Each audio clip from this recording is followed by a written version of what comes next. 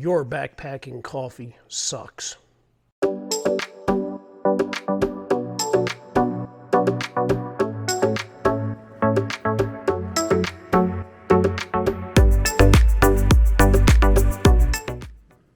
Hi, welcome to Greg Morton Outdoors, and please don't take that introduction statement to heart. My backpacking coffee for the longest time sucked too. I think a lot of us have been through this dilemma before, finding a good cup of coffee while you're on trail. And we've gone through various lengths to make that happen, as you can see here. You know, when I first started out car camping, I went with the old tried and true method, the old stoneware percolator that we put on top of our campfire. Things have changed since then. And I went through several instant coffees as well, including ones by these people. And I finally settled on the GSI pour over drip method, which for me, if I'm doing a weekend trip or a multi-day trip or even a week long, this is definitely my weapon of choice. Hey, I'm not a coffee snob at all. I don't care if it costs $2 a pound or $200 a pound. I am looking for the best flavor I can get. You know, when I'm at home or if I'm taking my drip with me, I always go with Death Wish coffee, and this is the Valhalla Java blend. But I'm not here to sell this, but this is some outstanding coffee. Now, recently, I've come across a company that's not necessarily a coffee company, but they do make some really interesting products. And one of those I think you're going to like.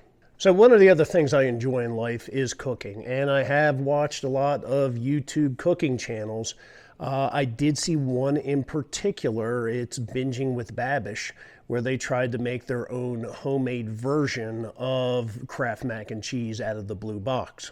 What they used were some powdered cheeses and butter and things like that from this company called Hoosier Hill Farm. So hey, who wouldn't like a better instant mac and cheese? So I decided to buy the same products, and I also got their whole milk as well, just to try them out. Well, as it turned out, I've become a big fan of Hoosier Hill Farms, and I've bought several more products. One of the things I found that they do make is pure espresso powder. Espresso. Espresso. However you want to pronounce it. But this is the real deal. So let's take a look and see what's inside this container. Ingredients: powdered Brazilian coffee. That's it. So if you're worried about the nutritional factors, let me read that off. A serving size is a tablespoon, and that has 15 calories, no fat, no cholesterol, no sodium, 3 grams of carbs, less than a gram of protein, and you get 4% of your RDA on potassium. Actually, that's kind of cool because you know when you're out hiking, to avoid cramping up, you've got to take in your potassium. So, damn, extra bonus. So even though this looks to be a decent sized container, and well, I have used some out of it, the container is only 8 ounces. You know, and it comes kind of like that, so that's a lot for 8 ounces. However, what I found very remarkable about this is the first time I used it, and I followed the directions, 1 tablespoon to 3 ounces of water.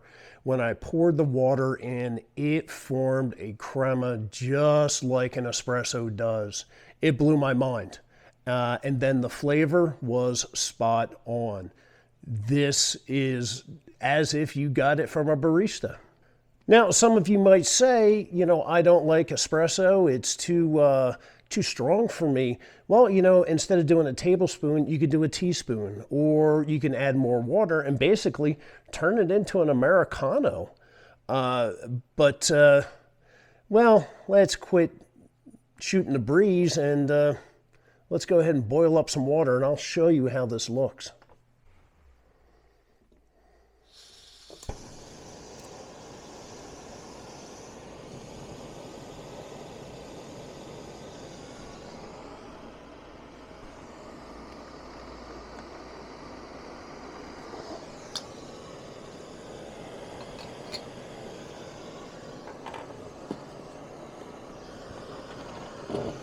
So I doubt anybody's carrying a tablespoon or a teaspoon with them in the backcountry, so we'll just do our long-handled spoon, and let's just call that a tablespoon right there.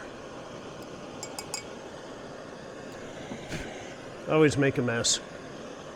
Yeah, let's give it a little bit more.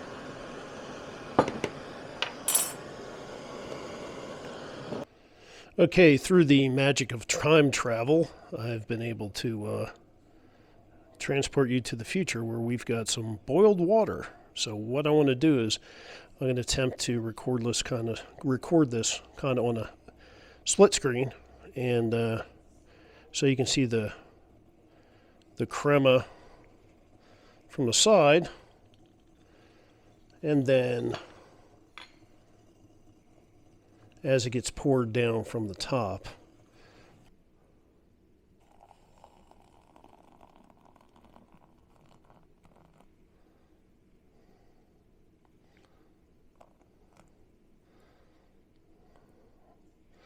Wow.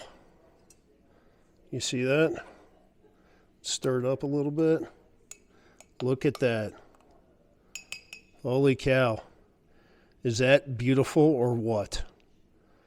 That is a legit cup of espresso. Absolutely.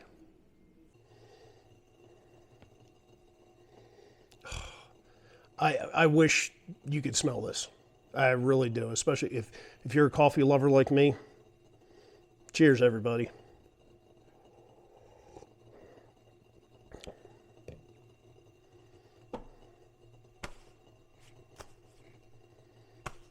It's espresso. That's all I can say. Man, it's spot on. You know, it makes me want to go downstairs and get some biscotti and dip into it. Hey, I happen to mention too, I did pick up some of their other products. One is their whole milk here.